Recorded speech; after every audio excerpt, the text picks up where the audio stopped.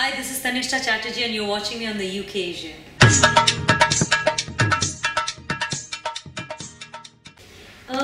I was actually in London when I first got a call from the director and he sent me the script, and I had seen his first film. It was a very small film in a regional language in India, in Marathi. He had done, and it won a national award in India, and I quite liked that film. And what drew me to this script is, again, a very powerful woman character. It's, the center of the film is the boy and the mother. And most of the times, you do get scripts which are very male-centric. And this wasn't one. And, for an actress, it was quite wonderful. And the sort of choice that the director made, that, in a North Indian village in India, which is a very male-dominated society, he chose to keep the father or the man of the house mute, and he made the woman speak everything that he wanted to talk about through the film, and that is something that I found really interesting as a device and as an actress as well. Yeah, the thing is that it's all true, right? That you move into the interiors. There are quite amazing things that we saw when... it's not new to me because I do travel quite a bit through, other films as well. But every time I go into the interiors, these are images that come to me. Especially like when I was researching for this particular character and I went into the villages, learning how to cook and... drawing the water from the well, from the local village women there. They didn't have electricity, they didn't have roads, proper roads, they didn't have a hospital in the near vicinity. They all had mobile phones. And they had their mobile phones in their blouses here with colored lights. So it's an interesting image, but the thing is that if you talk to them, they're very happy with those toys. And I would call them toys because, you give them those things and they feel that is what development is all about, and, they're doing well. But at the time when we were filming this particular film, the onion prices in India had skyrocketed. And the staple food in that particular village area was like roti, bread and onion. And they couldn't even afford onions anymore. They had mobile phones. And I think those are the comments that, in a very subtle way, I think the director didn't want to underline it and make it very didactic or preachy. He wanted to tell a story of a family and keep it emotional because, finally we're also human beings and we relate to those emotions. But just the little thing that, a little dream like wanting to watch a circus wasn't fulfilled, and then in the end the minister says that we'll fulfill big dream, we'll give you electricity, we'll give you all those. So I think he sort of, brought in all those elements he weaved it into the story of a family.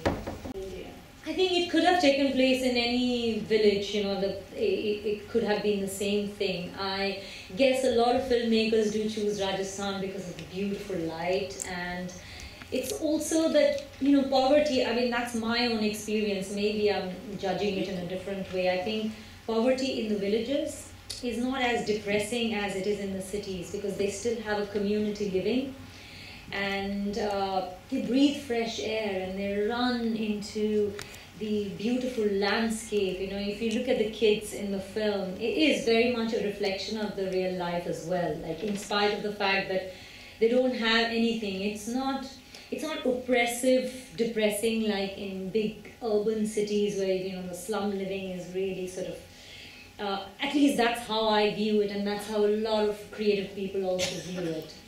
And I think, the lights are so beautiful, the landscape is so picturesque, and Rajasthani costume is just so colorful and so, stunning. And I think that's why visually a lot of filmmakers do choose that area and the music is very rich culturally as well. That whole area has a lot of history and music. Yeah, I think that was a tough part for me because, when you're an actor and you're sort of, you have to mix up with local actors, especially the kids. They were from that area and they're so real and so good. And when I met them, I was like, oh my God, it's also the dialect of that regional language that I had to pick up, and the body language. Of course, the actor who played my husband, he's also a well-known actor. But he's lived in smaller areas. He comes from a background of, small town as well, and he knows that language. But in this film, he didn't have anything to speak.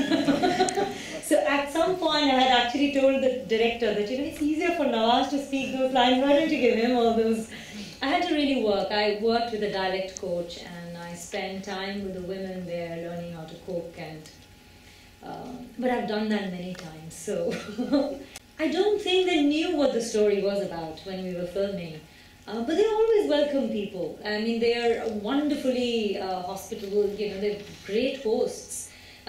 All the time that I spent in the village, I was eating with them, I was sleeping in their homes, and we had makeup vans and trailers, but thankfully we shot it in the winter, so it wasn't that hot. I prefer to just go into the huts and live there because it just changes the body language. And I preferred to spend more and more time with them, and they were wonderfully welcoming, and though we didn't understand each other's language, because the language we use in the film is a little more universal than the typical dialect there, because otherwise it doesn't translate into the mainstream Indian audience, so we sort of mixed it a bit. We brought in the flavor of Rajasthan, but we didn't keep it absolutely pure Rajasthani. Actually, it was very easy because Nawaz and I are friends, and we've worked together before and after this film. He's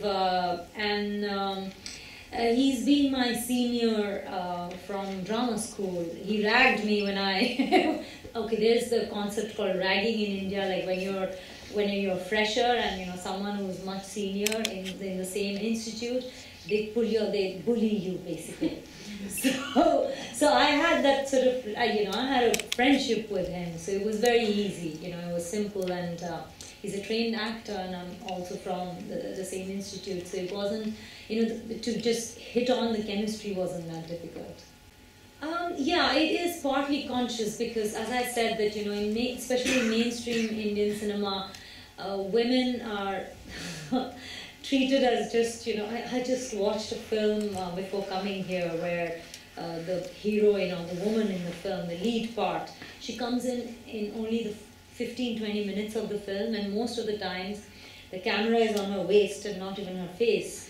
So, and the main actor also doesn't look at her face. She has a very beautiful face, but he's also looking here. So that's a kind of ridiculous roles that you get offered sometimes in mainstream. I've been very lucky that I got, roles like Brick Lane and Big Indian Circus and lots of other, like another film called Bombay Summer, which were strong women parts and women-centric films.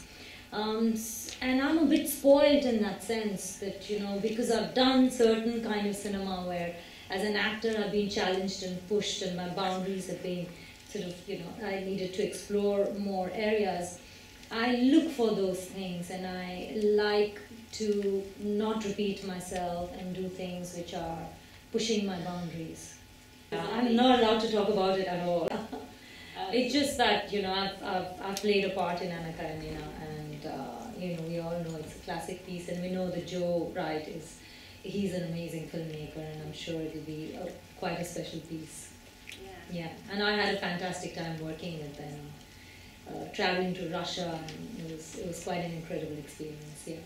That's been done already, and it was shown at PBS, the public channel in the United States, because that's a series of shots. And so Lucy directed the one that was set in India, and I played the lead in that.